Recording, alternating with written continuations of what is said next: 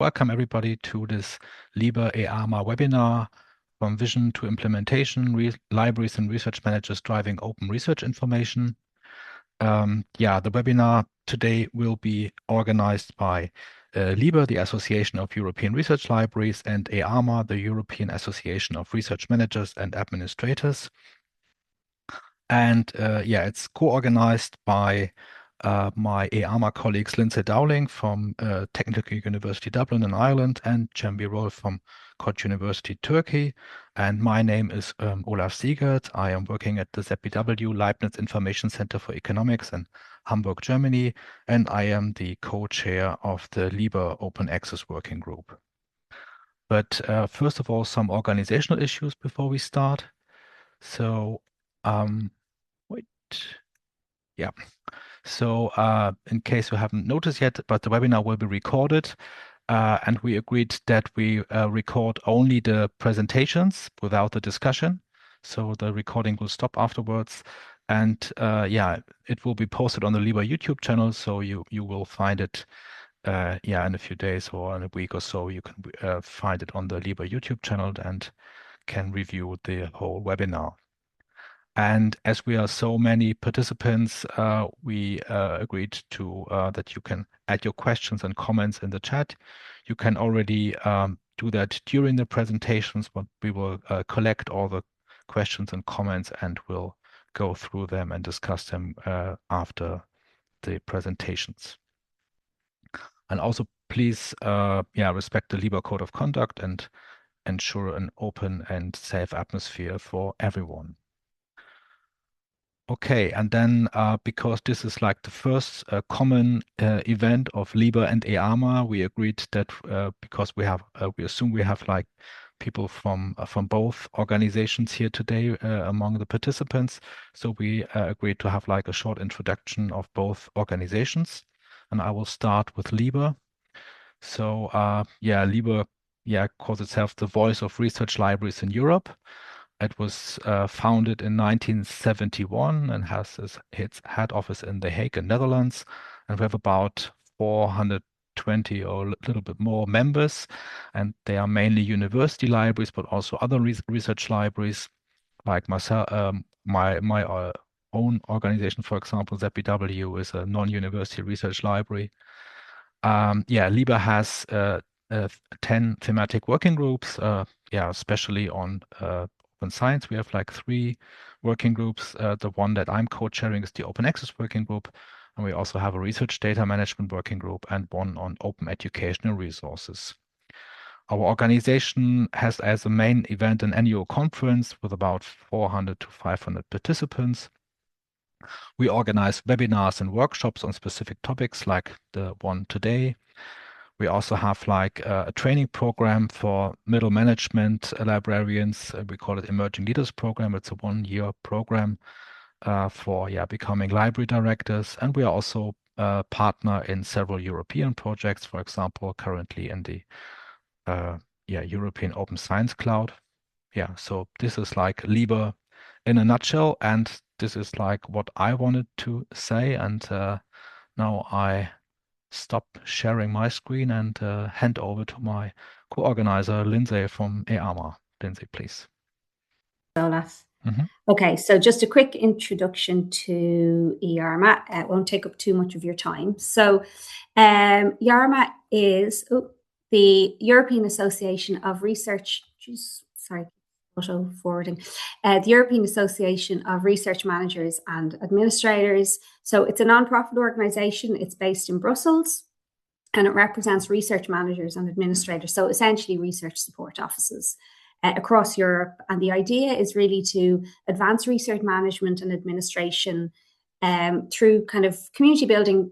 So bringing kind of people across Europe together, but also professional development and advocacy, and really they do a lot of work around the accreditation and formalization of RMA career paths and kind of having it as a recognized profession rather than the traditional view, which is something of the failed researcher. It goes into research support. So it's if you can't do teach type thing.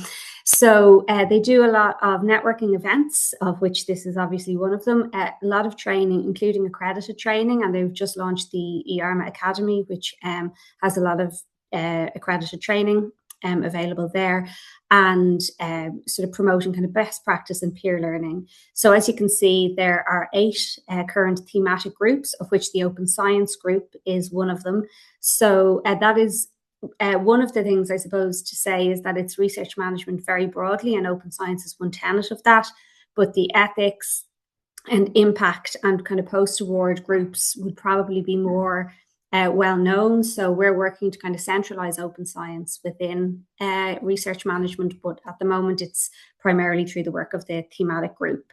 But IARMA, as they do organize an annual conference, we have the thematic events, and they advocate for RMA as at a European strategic level. So, for example, the RM competency framework is now being endorsed at the Commission level, and IARMA were very much involved in the development of that.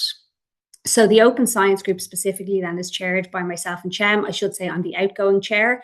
So at the IARMA conference next month in Utrecht, a new co-chair will be voted in. We do a 2-year rotation, alternating rotation. So we have a core group and a wider thematic group. So the core group are sort of the doers, if you like. So there's 11 members of the core group currently. We're always open to new members of the core group, and they're the people who organize the events, work on kind of joint publications, the active engagement with the other thematic groups. And then we have a wider thematic group, which has over 300 members of research managers and administrators, and some librarians as well. And that's really more kind of a communications piece. So participation is open to all, regardless of your membership status. And so please come join. And as I said, as part of our remit, we are required to organise 2 events a year, usually one webinar and one in-person event. Plus, we always have an event or a panel at the IARMA conference. The key activities are really about exchanging and disseminating best practice, building connections with other relevant open science networks, so this being a primary example of that, and then kind of actively contributing to European and global developments. So we've had a couple of recent publications on recommendations for open science in FP10, on research security and open science, and we've submitted consultation for the European Research Act and the ERA priorities. So that's sort of a whistle-stop tour of IARMA and the Open Science Group. Thank you. Okay, thank you, Lindsay. I'd like to give some background information about this webinar. Like Lindsay said, I'm the co-chair of the Open Science Thematic Group.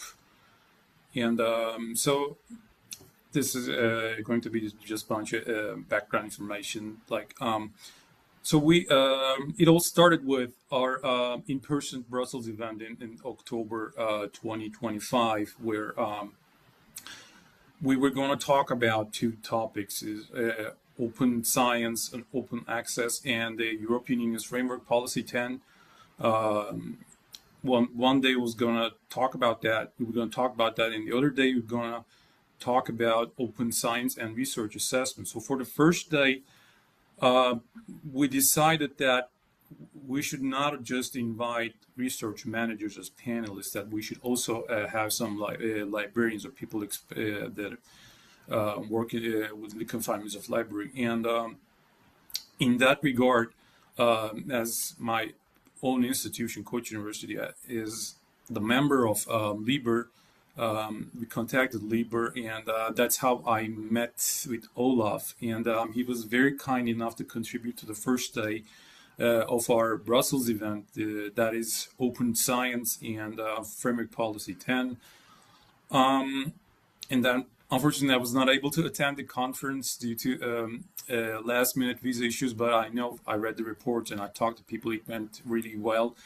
And Olaf also stayed for the second day, if I remembered correctly, and he watched the research assessment and open science event. And there, in the second day, we had pretty good talks about Barcelona Declaration as well. We invited esteemed speakers from Utrecht University, Sorbonne, or National Open Research Forum in Ireland. So if I'm not wrong. And then in a follow-up talk, Olaf actually came up with the idea of, I'm going to give full credits. He came up with the idea of, why don't we do something together as LIBER and EARMA? And he kind of liked to talk about the Barcelona Declaration in the second day. So that's how basically we determined the topic of this event. And so it's basically one thing leading to another. It's not a nice coincidences, etc. And I cannot stress enough that we believe research managers and librarians are both crucial parts of this whole open science dialogue, and it's not one way or the other. So one of the key messages in our events, hopefully we'll have more in the future, is that we got to have voices from the both sides, speaking their mind, sharing their thoughts, their experiences, and all these European and international practices. And towards that end, we also invited speakers from both professions, from library and from research management offices in universities and research institutions. And of course, it's been a little difficult to coordinate the process, etc. Everyone being busy, but I think we did a great job, and the speakers were really kind enough to spend some time here and talk about their experience about the Barcelona Declaration. And I don't want to bore you further, but I'd like to also say as a final note that we're really eager to carry this conversation on between EARMA and LIBER, and we'll hopefully have more webinars in the near future as much as we can. And now, Lindsay, I think if you can, she'll just introduce the presenters, and then we can now finally start. And thank you very much. Thanks very much, Jem. So our first speaker is, my Zoom, we're a Teams organization, and our system really does not like Zoom, so it just keeps going all over the place on me. So our first speaker is Nicolas from the Sorbonne, who is going to speak to us about developing the Barcelona Declaration and the work that was involved in that, and himself and his colleague Amélie Schurch, who actually spoke at our event last September, October, whenever we had the event, spoke about the Barcelona Declaration, and it piqued a lot of interest. So that was also sort of the background to how we developed this this webinar. So that's Nicolas, and then we have three presentations from three different institutions. So we have Anne from CERN, who is responsible for the Open Science Office in CERN, talking about the implementation of the Barcelona Declaration. Then we have Anna from Groningen, who's the Chief of Open Science there. And finally, we have Neil, who is the Associate Director of the UK Reproducibility Network. So Nicolas, I'll hand over to you now, if that's okay. Thank you, Lindsay. I will share my screen.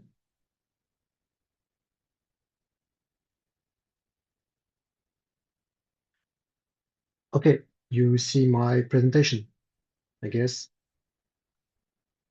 Okay. Yes, we can see it. Yeah, Thank you. Looks good. Right. Yeah. Right. Hello, everyone. My name is Nicolas Alarcon. I'm the Scientometric Unit Manager at Sorbonne University, France. And I'm standing in for Amélie Schurch, co-director of Sorbonne University Libraries and member of the Barcelona Declaration Steering Committee, who apologizes for not being able to be with you today. And I will present the Barcelona Declaration. The Barcelona Declaration is built on 4 key principles, making openness of research information the default, the first of all. These principles in the core and la raison d'être of the declaration.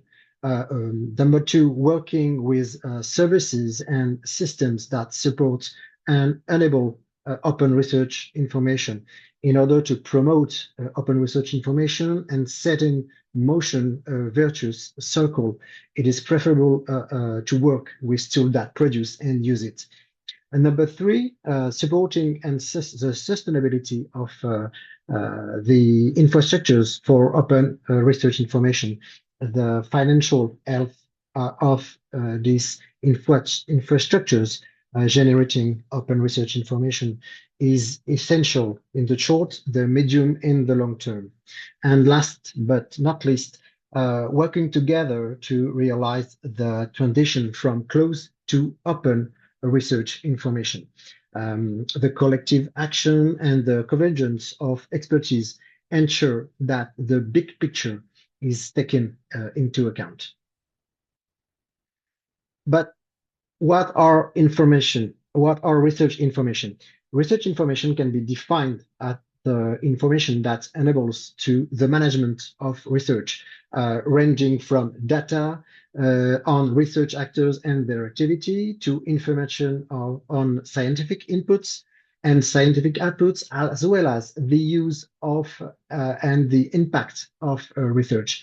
Nowadays, and too often, information which fuels a decision-making system are locked inside proprietary infrastructures run by for-profit providers. The inherent biases in these closed systems, such as 98% of publications being in English, or a system based solely on scientific journals, articles, with researchers are also widely disseminated through conferences, papers, and book chapters.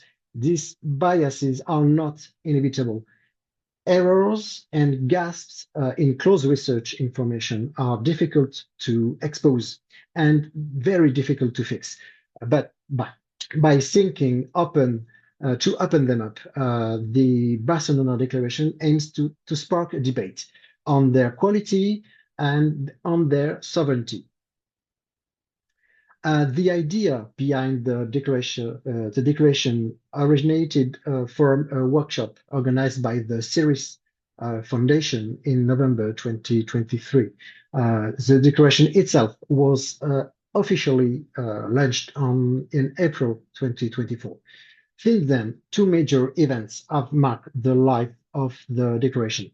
The Paris Conference in September 2024, which helped define the priority areas and working groups, and the Bologna workshop in May 2025, which provided an opportunity to take stock of the progress made by the working groups. Prior to the Bologna workshop, a memorandum of understanding between the CWTS at Leiden University, Crossref, and the CERN Foundation provided a financial roadmap of the following 3 years. As of April 2026, the Barcelona Declaration lists 127 signatories, including 7 international organizations and 52 supporting organizations, which means organizations that provide data, services, and infrastructures for open research information. The declaration is run by a steering committee, and is coordinated by Branca Kramer as executive director and Barbara Rivera Lopez as a community manager. The steering committee encourages the creation of networks, national networks of signatories to foster discussion on open research information within organization and share experiences. Today, 4 national networks are officially active, with the French one being the most recently established. The declaration has launched 7 working groups during the Paris Conference, bringing together a variety of organizations and combining different areas of expertise. The first working group has joined force with the OA 2020 Alliance to form a joint task force on the integration of comprehensive open metadata into negotiations with publisher. The first working group works on journal article metadata and book metadata. In the one hand, the group is seeking to develop arguments and a narrative to advocate for the integration of comprehensive metadata into negotiations. And in the other hand, it is focusing on the key targets for these narratives and where to raise awareness. The second working group works on metadata for research outputs in repositories, is dedicated to producing a guideline for metadata moderation in open repositories.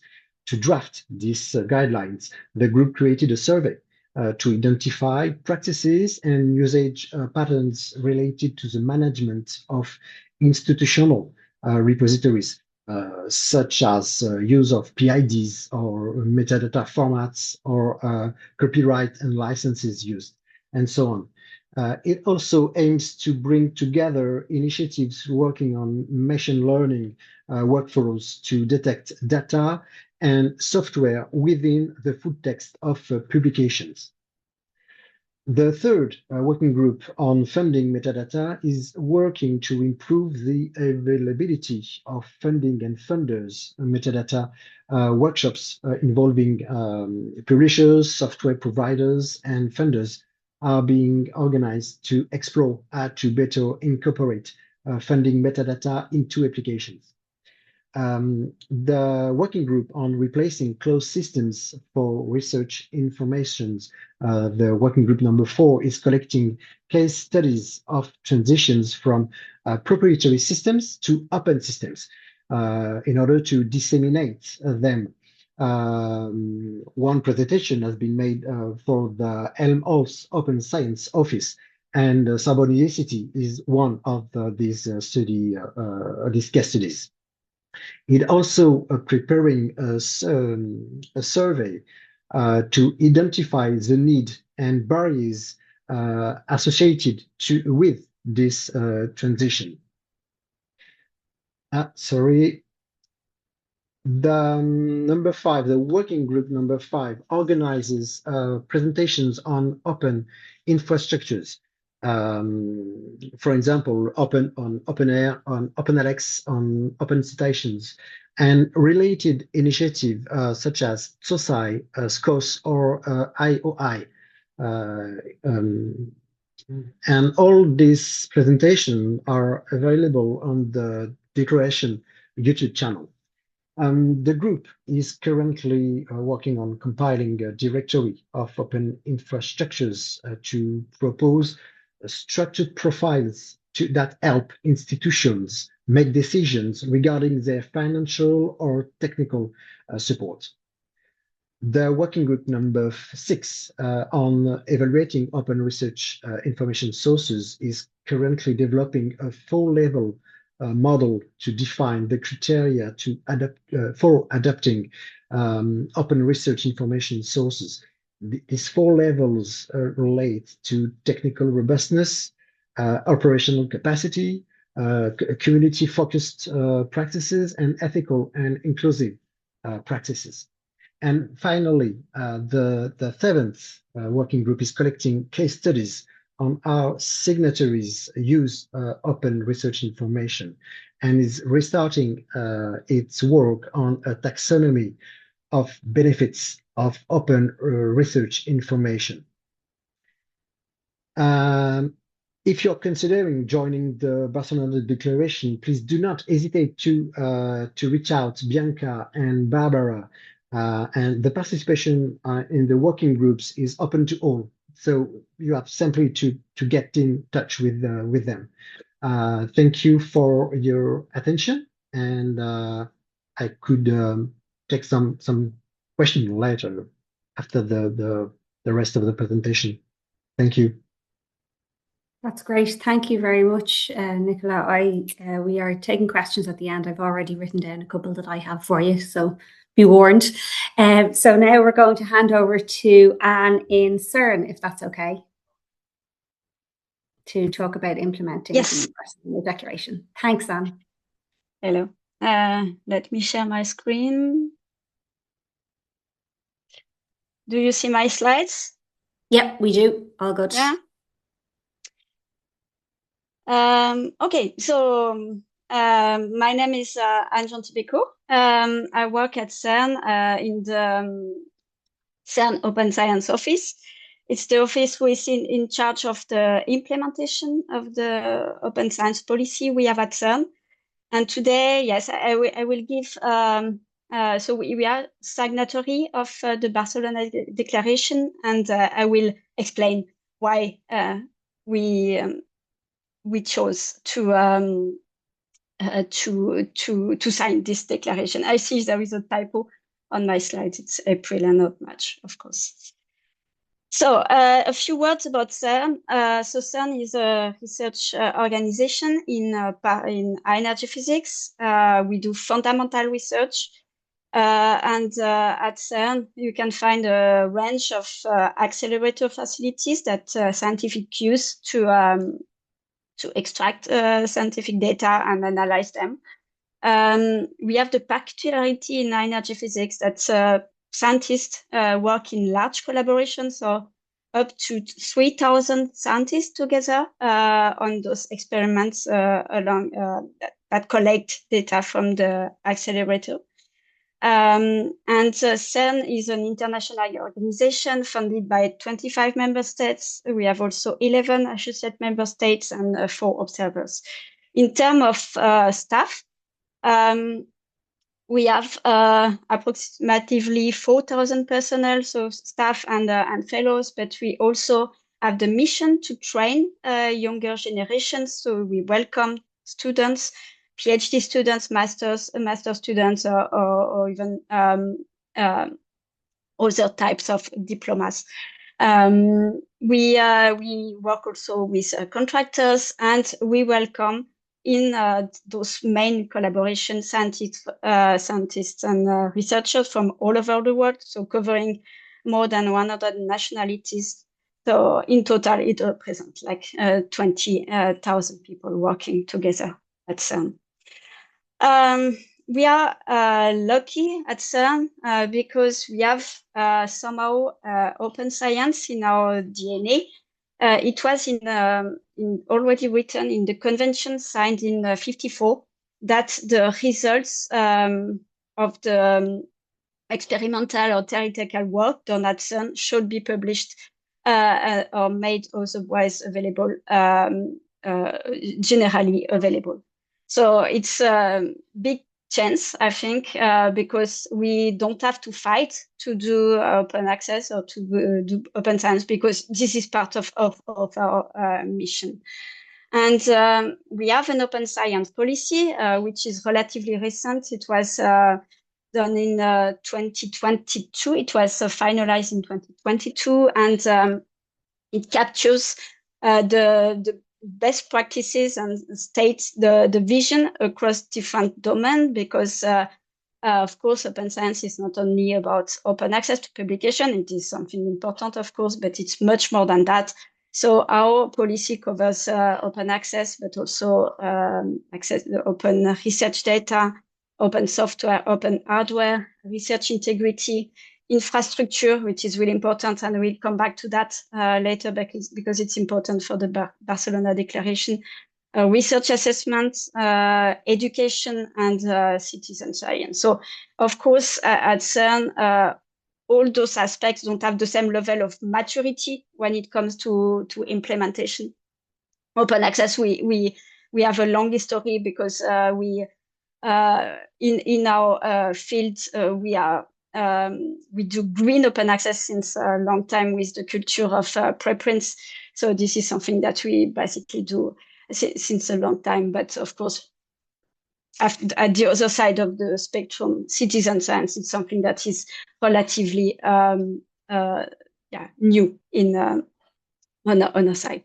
When it comes to governance and implementation in our open science policy. So we have a governance that represents all sectors of the organization. So we have a board, which is called the Open Science Steering Board, which where all the different departments and collaborations are represented. And it is chaired by the CIO office. We have since this year a CIO office, the Chief Information Officer. So it's a really cross-organization governance. And we have also implementation that is community-led and supported centrally by the CERN Open Science Office, so the office I'm responsible for. And this office is institutionally located in the Scientific Information Service. This is the service who runs also the library. So we work really closely also with the library.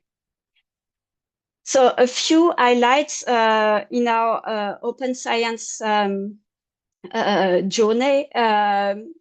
So here it's only a few days just to show how much CERN is committed to do open science. So it's the start of this timeline. You see the World Wide Web, which was created, invented at CERN and put immediately in the public domain.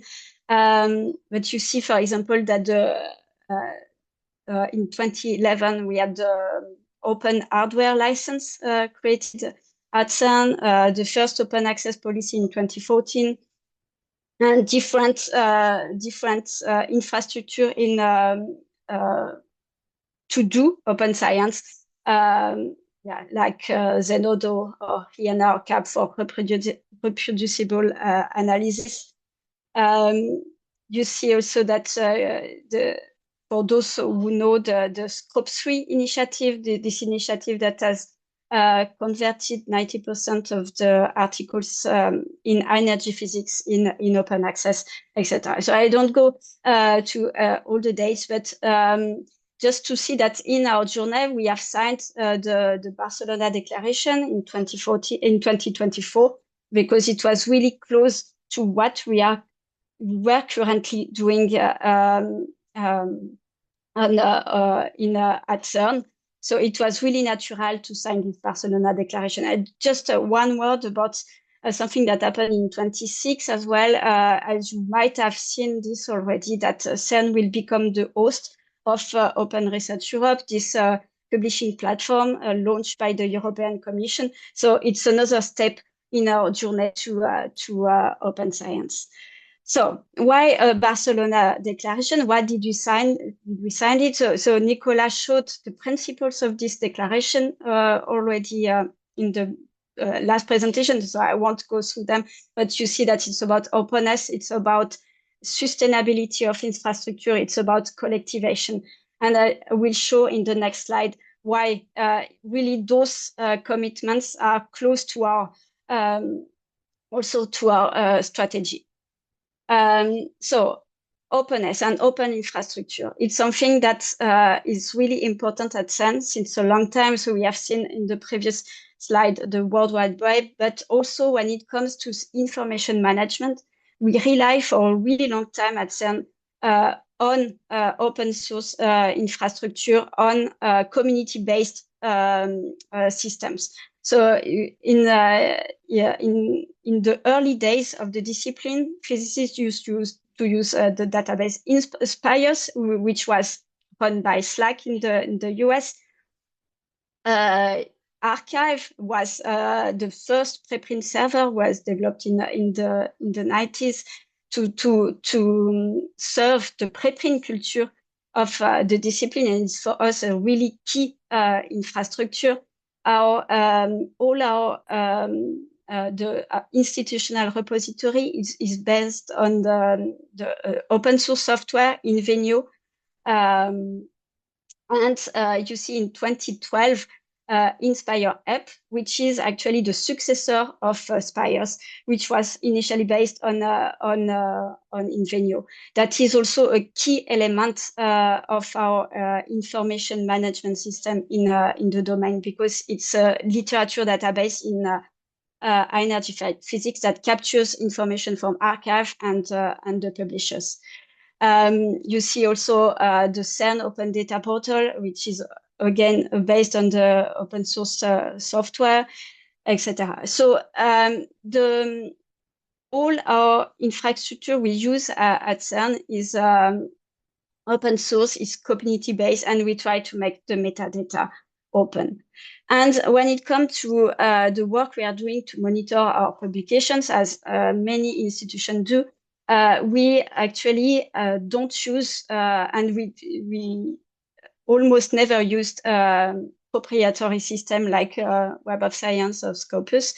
In our case, we really rely our metadata workflow on Inspire. Inspire is our backbone, if you want, and we collect information from archive that go into Inspire, and then everything that concerns CERN is pushed to our institutional repository. And when it comes to monitor our open access policy or our publication, we have developed a dashboard that is based on an open source software superset, and it uses the metadata coming directly from our institutional repository. And everything, if we need to add additional information that we don't get from archive or Inspire, we use other open systems like OpenAlex or OS Switchboard or Birol. And we saw that the Barcelona Declaration is about sustainability, and it's clear that it's a really important aspect. And in our strategy, we support other open science infrastructure. We have we have a budget to financially support the global infrastructure. So we for example participate to SCOS funding, or have direct funding on different open science infrastructure. And for us, it's a really important and key aspect of our strategy. I wanted to finish with another initiative that goes in the same direction, that is related to Scope 3. So I mentioned it a bit earlier. Scope 3 is the sponsoring consortium for open access publishing in particle physics, and it funds open access publications in 11 journals from 7 publishers in high energy physics.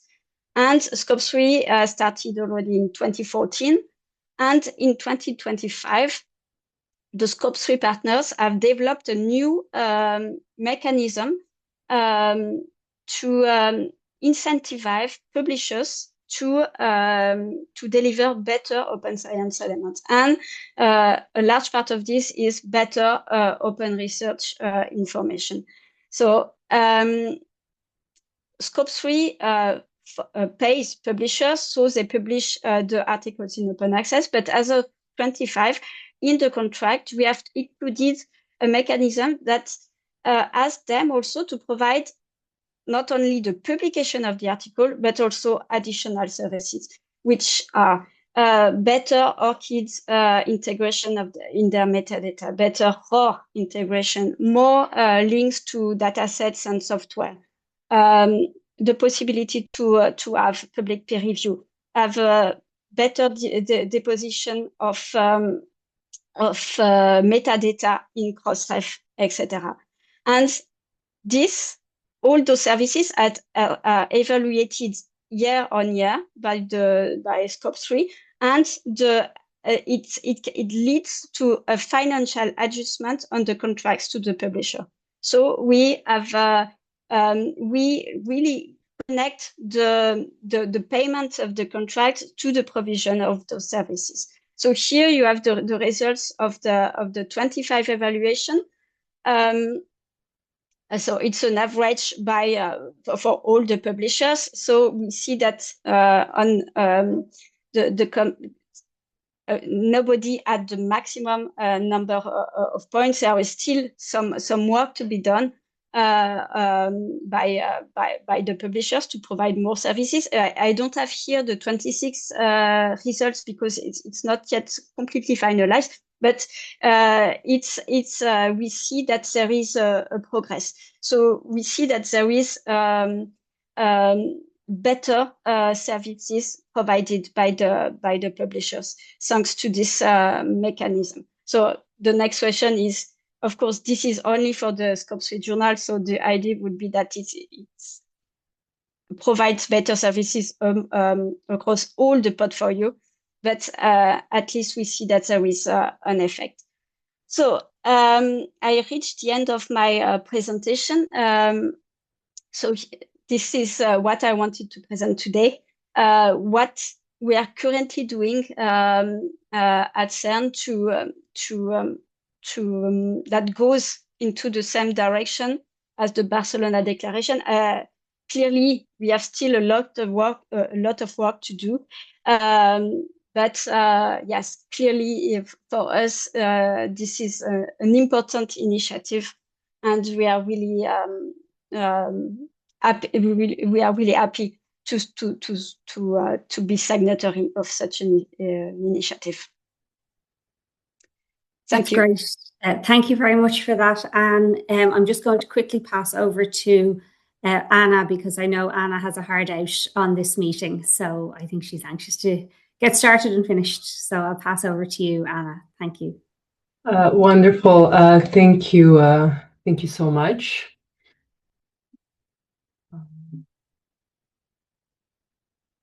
So can you see my slides now? Yes, we can. Okay, perfect. Well, thank you so much, first of all, for the invitation to speak. My name is Anna Ranitovic. I work as Chief of Open Science at the University of Groningen in the Netherlands. And in this role, I help oversee our transition to open research information. In addition, I co-chair the National Network of Barcelona Declaration signatories in the Netherlands. And so today I'll be speaking about how we're implementing, of course, the declaration at the University of Groningen.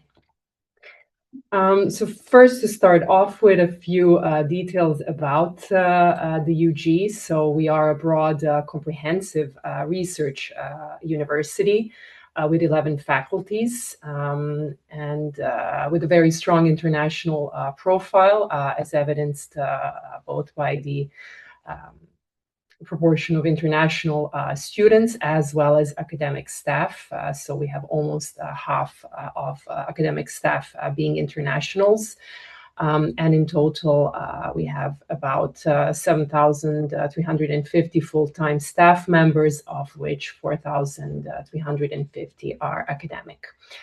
In addition to this, of course, pertinent to the topic of today's discussion, our university has a very strong strategic focus on open science. And well, this has been the case for some years now. Open science was a key spare point of our previous strategic plan.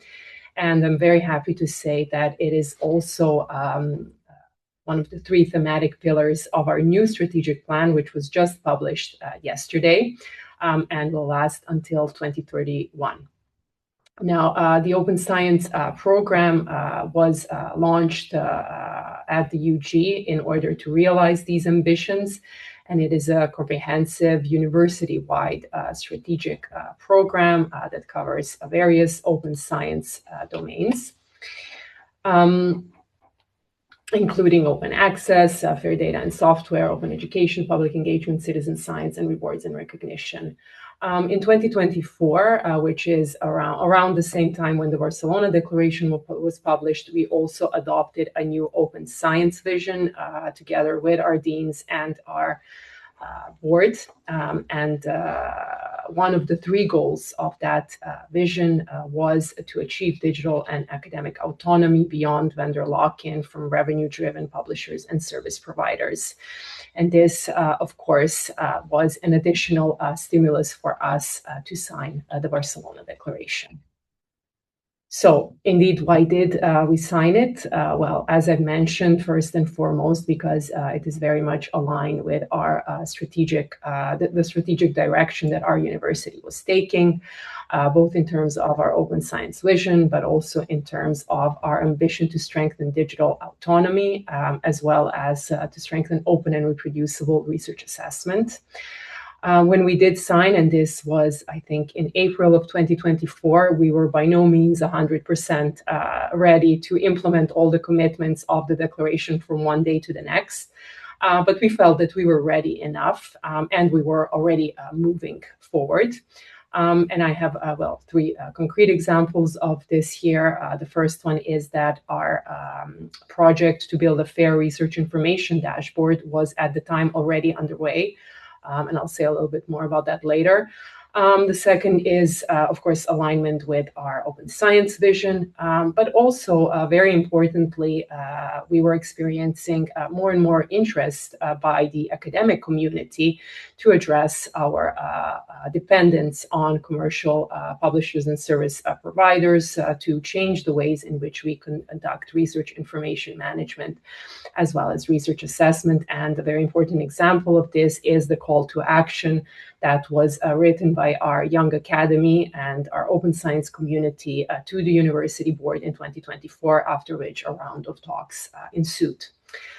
Finally, last but not least, a third very important reason is we decided to sign the declaration also to signal our commitment to the values of the declaration and to also help build momentum for the declaration, both in the Netherlands and beyond. Now, in terms of how we are working to implement the declaration, it is very much a joint effort involving different units. We have been working over the last 2 years on this internal alignment, and in January of this year, we published our implementation plan, which is quite comprehensive, but also a living document that we agreed to adapt as we move forward and as circumstances change. The key initiatives and strategic programs that are involved in the implementation of the Barcelona Declaration at the UG involve our open science program, our Alliance for Digital Autonomy, the FRIDA project that I mentioned, and research intelligence services, as well as many others, but these are the key ones. And all of these initiatives are collaborative and multidisciplinary by nature and involve various units. So therefore, the effort to implement the declaration is as well spanning the whole university. So it involves primarily, of course, the university library, the research office, the Center for Information Technology, but also very close collaboration with our academic community in co-creating the process and in having them validate the outcomes. Now, the Open Science Program and the Alliance for Digital Autonomy at our university are, let's say, responsible primarily for setting the guiding principles of how we are implementing the declaration. Rather than really focusing on the implementation as a technical shift to replicate a closed system in an open format or to replicate closed research information-based indicators into open ones, we are really approaching it more as an opportunity to develop or co-develop new ways of working, new approaches, new indicators and new systems together with the academic community, and which better are suiting the evolving needs and the evolving academic landscape. In this sense, both ADA and the Open Science Program are providing the additional providing the additional impetus to really reduce our dependence on any single provider, whether it is a commercial or non-commercial, closed or open one. And in this sense, they promote building a modular and interoperable infrastructure as a solution.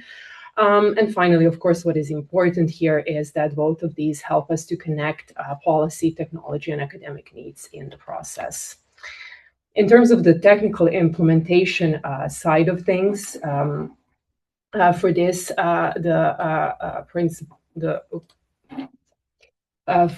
our fair research information dashboard is the key university initiative to realize the shift to open, transparent, and interoperable research information. So FRIDA for short aims to create a data warehouse, providing a comprehensive and reusable overview of all of our research outputs, activities, and associated metadata. And it does this by integrating data from various sources with a preference for open sources, but not exclusively, at least not yet. And at the same time also enriching the vendor supplied data, both with focus given to coverage, curation, and data quality. In this sense, FRIDA is increasingly becoming our central source of truth, allowing us to connect to different tools and sources rather than to be locked into any single one. In terms of evaluating or reevaluating the closed and proprietary sources that we were using and still are, as well as exploring open alternatives, this is the primary responsibility of our Research Intelligence Services team. I see a little typo here. Apologies for that. And well, over the last year, we have already taken some concrete decisions. So, for example, we have discontinued our license to Insights and to the Altmetric Explorer. And we have extended our license to Web of Science just for one additional year and expect to phase it out by the beginning of 2027. Meanwhile, we're also using this period to evaluate or reevaluate our use of Scopus and Scival and to test open alternatives by conducting also hybrid evaluation pilots together with our colleagues from other Dutch universities. And of course, our Research Intelligence Services colleagues are also instrumental in ensuring that in the transition, we support our responsible research assessment principles, our DORA statement, core action plan, and so on. Finally, we are, of course, also investing in the broader ecosystem because, of course, open research information will only work if the open infrastructures are sustainable. So we do our best to support and contribute to them. And very importantly, I think we're also investing quite a bit of time in collaborating nationally and beyond. And so one example of this is what I mentioned before. I chair the National Network of Barcelona Declaration signatories together with Ludo Woltman, who is one of the co-authors of the declaration. And the network has really grown quite quickly now to 16 organizations, which is quite significant for a country of the size of the Netherlands. And this network has been, of course, very important for knowledge exchange and for stimulating a mutual learning, but it has also been instrumental in advocating for our joint goals. And so, for example, through the efforts of this network, open research information is now being embedded in research assessment, both at institutional level, like with our SAP protocol, which is the Dutch Research Quality Assurance protocol and mandatory for all research units in the Netherlands, but also embedding research information at individual level, like the narrative CV required by our national research funder. And both of these developments are very recent. They occurred over the last 2 months. So we are really quite happy about this. And feel that what we're really seeing now is systemic impact of our efforts. And of course, these developments are in turn going to be a huge boon to our efforts to realize the transition at a local university level. So, well, in conclusion, I think what I've mentioned before, one thing really that we have seen is that the implementation of the declaration is, of course, a technical shift, but it is also a cultural and a strategic shift. And so, of course, it's gradual, it takes time, but I think perhaps what I would like to conclude with is that what we've seen is that it also means that really dedicating effort and dedicating time both to build internal and external alignment and collective action around the declaration are really essential, but also very rewarding. So that's it to conclude for me, and thank you very much. Thank you very much, Anna. I had just popped into the chat there that if anybody has questions for Anna, we were going to keep questions till the end, but just in case there are any questions, because I know that you have to leave, Anna, so I want to make sure that if there's any burning questions, we address them before you go. Actually, I have just made some arrangements, and I can stay until 3:30. So, fantastic! We can do the Q&A at the end. Okay, perfect. Okay, great. Thank you, Anna. That's great. Okay, so last but certainly not least, Neil, I'm going to hand over to you. Neil is, as I said, Associate Director of the UK Reproducibility Network. So, off with you. Thank you, Lindsay. And thanks for the opportunity to talk to you today, mainly from the point of view of the University of Bristol, which is where the UK Reproducibility Network is based. But I will say a little bit about the reproducibility networks at the end. I will say that much of what I'm going to say about the situation at the University of Bristol has come from conversations with Emily, and I know Emily is here today, so I hope the difficult questions will be directed to her rather than to me. So, a little word about the University of Bristol, which is, I think, rather similar to the University of Groningen, except it's rather newer. We've been around for just over 100 years, a research-intensive university in the UK, so one of the group of research-intensive universities, based at an urban campus within the city of Bristol. We've got about 31,000 students, about a third of which are international, and about 9,000 staff across academic and professional roles. So similar sort of scale, I think. In terms of research and innovation, we've got an annual research income of around 300 million, out of a total income of about 1.15 billion pounds. And Bristol likes to see itself, and indeed it is, I think, world leading in research across a wide range of research areas, disciplines and domains. Bristol also has seen itself as the leader around open research and open science in the UK. So we were one of the first universities to have a broad open research policy, and we now have a framework policy which has an overarching open research policy and sub-policies for open access, open data, software, pre-registration, and so on. And that's an extensible policy framework which has been deliberately designed to enable us to extend. We don't yet have a policy on open research information, but I'm sure that will come. We've embedded open research and open science into the academic promotions framework at Bristol and have done for several years. So it is a criteria that's assessed when academics go for promotion. We have a good set of internal research infrastructure, so research data repositories and that sort of thing. And we also support external infrastructure. So through SCOS, for example, we support the DOAJ, Directory of Open Access Books, the Open Book Collective, and also work with ORCID and members of OASPA, and as I mentioned, host the UK Reproducibility Network. So long history, quite a lot of work going on to promote open science generally. Specifically around the Barcelona Declaration, there were two main types of reason, I think, that Bristol decided to sign. The first is reputational. We see ourselves very much as a leader around open science, as I say, so we were the first UK university to sign, and still one of only two universities in the UK to sign, so very different to the situation in the Netherlands. We wanted to demonstrate established sector leadership around this, and also it felt appropriate, given our hosting of the UK Reproducibility Network, that Bristol took on this role.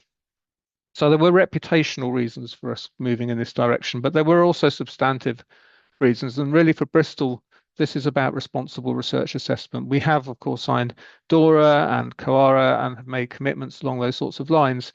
And this is very much the context in which we are seeing the Barcelona Declaration and our commitments here. It's around primarily responsible research assessment. So you'll see here a couple of quotes from our REF Code of Practice. Now, REF is the Research Excellence Framework in the UK, our national research assessment exercise, and each institution that submits to that has to develop a code of practice. And you can see here that transparency, openness, interoperability, and moving away from journal-based metrics and closed infrastructures are all a part of the things that Bristol is doing in order to codify our values with respect to that national exercise. In terms of practicalities, I would say we're some way behind Groningen, but trying to move actively in that direction. So we have a working subgroup. We have an open research working group, which reports to our research culture committee, which then reports up to our overarching research committee. And the Barcelona Declaration subgroup is part of that. Now, our open research working group is chaired by a senior director at the library, but includes also members of the research management community and others in that group. So that's established and is working. And the things that it's really focusing on at the moment is a mapping and audit exercise. So the focus here is looking at what systems and data do we have access to, and what do we generate ourselves, and evaluating the levels of openness in those systems and those data. And critically looking at the institutional processes that rely on those systems and data and how reliant they are, how business critical those processes are, and how much they do rely on those systems and data that may be more or less open. So given the depth with which research information is embedded into institutional processes, and really important institutional processes, we're taking a very deliberate approach to this. So that's where we are at the moment. We're in the middle of this mapping and audit exercise, which will lead to a risk-based analysis to look at the ways in which we might be able to decouple from closed information. So we're not there yet, but this is where we will get to shortly, to look at, where would we prioritize decoupling from closed information, and how feasible would it be for us to do so? And where it is a priority, then we need to consider what kinds of steps we will need to take. And we can imagine, and just listening to Anna, I think this is probably right, that some of those steps will be about engaging with our local research community. Some of those will be building local capability and skills and expertise, but also infrastructure. And some of those will be about revising the ways in which we think about procurement and sort of gaining access to external systems and the criteria and processes we use for that. We're keen to test our approach with other institutions, and this is a great opportunity to make contact with those other institutions. So grateful to LIBER-EARMA for this opportunity. As I mentioned, Loughborough is the only other university in the UK that has signed the Barcelona Declaration, as far as I'm aware. So we have limited opportunities within the UK to test our approach, but we certainly would want to work internationally on that. There'll be a review cycle, so this isn't a one-off exercise. We imagine this is going to be something that we're going to carry on looking at over time, and the frequency with which we'll do that will depend not only on the priority and feasibility that comes out of the risk-based analysis, but also on external developments, and we are aware of lots of developments around open research information systems and infrastructure and tools, some of which many of which we've heard about already today. We do have concerns, and many of these I think will be addressed by some of the work that Nicolas talked about in terms of the working groups from the Barcelona Declaration.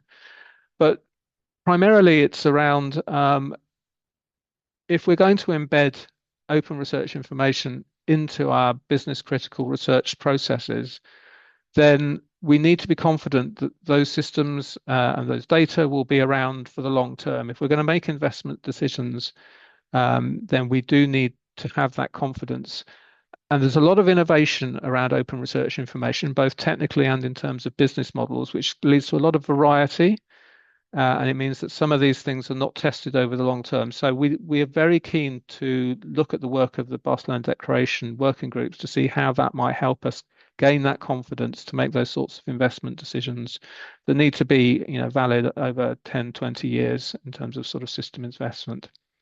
The other concern we have, and I've mentioned this once or twice, is there is in the UK no obvious sector leadership. So there's no group like there is in the Netherlands. There's no particular agency that's stepped up to take sector leadership around open research information, and that that is a limiting factor in the UK. You've asked us to think about the roles of research offices and libraries, and I think I've highlighted that already. All the decisions throughout the process that I've just described rely on multiple professional services teams across the university in the same way that Anna described. That includes, but is not limited to, the research office and the library. So, as I say, the working group comprises colleagues from the research office and library, but also colleagues from IT services, from planning, and other places such as HR. We will be engaging with all of those parts of the university for the next stages of that mapping, audit, and risk analysis process. Because research information both arises and is used in all parts of the institution. And finally, one of the things that we need to focus on, and we have yet to really do, is to engage with the local research community. How do we get periodic and sustained engagement from that? There isn't a Young Academy Bristol in the same way that there is in Groningen, so we don't have that opportunity, but we may have other opportunities to work with the research community and co-design, co-develop in exactly the way that you were describing, Anna. So that's Bristol. I do want to quickly finish by talking a little bit about the reproducibility networks, because that's in my job description, and because it's been mentioned already, but collective action really is essential here. We do need to work together across both institutions and much more widely across other stakeholders to make the sorts of change that we want to make here. So the UK Reproducibility Network, we've got 200 organisational members. It's hosted at Bristol, and Bristol is of course a member, but we have funders and publishers, academic societies and others as members.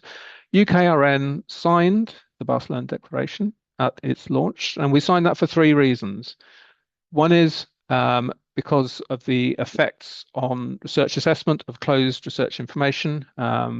We think that's unhelpful and built in incentives that work against open and rigorous research.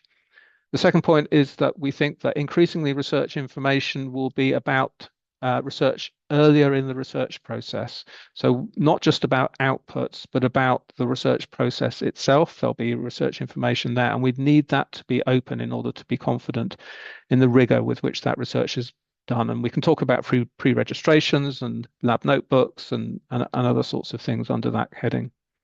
And finally, our third reason for signing the Barcelona Declaration as UKRN was around the reproducibility of meta-research. So research information is not just operational, it's also research data. It's research data for meta-scientists. And if that meta-science is going to be reproducible, that research data needs to be open. Of course, UKRN signing the Barcelona Declaration is not binding on our members, but it is a signal of support and a commitment in order to promote momentum along these lines. We had a practical attempt to implement this because we were undertaking some work to develop open research indicators at the time, and have been since we've recently, just earlier this year, published the report from this. And that was a fascinating collaboration involving some closed and proprietary systems, as well as some more open ones. You can see Elsevier down there as well as OpenAir. We developed some partnership principles. We developed some transparency principles, which intended to nudge, I guess, that collaboration in the direction of open research information. And we can say some more about what was in those principles. If people are interested, you can find them at that QR code there. Sorry, that QR code there. Finally, just to wrap up very quickly, the UK Reproducibility Network is one of around 25 reproducibility networks around the country, around the world. And the Barcelona Declaration has been discussed and supported in principle in that forum as well, for much the same reasons as they were by the UK network. We have developed a program of actions for reproducibility networks, but it would be fair to say that that's not yet implemented. But we have looked at a culture change, established culture change framework to try and think about the sorts of things that reproducibility networks might be able to do in that collective action kind of way to promote the adoption of the Barcelona Declaration. And you can see, I won't go through these, but you can see the sorts of things that we're thinking about making the adoption possible, making it easy, making it normative, making it rewarded, and making it required. And those of you who are familiar with the Centre for Open Science Impact Framework will recognize those layers, but also making it evidence-based and supporting meta-research, as I've mentioned before. So I'm hoping that's a useful and interesting presentation just to wrap up. Thank you.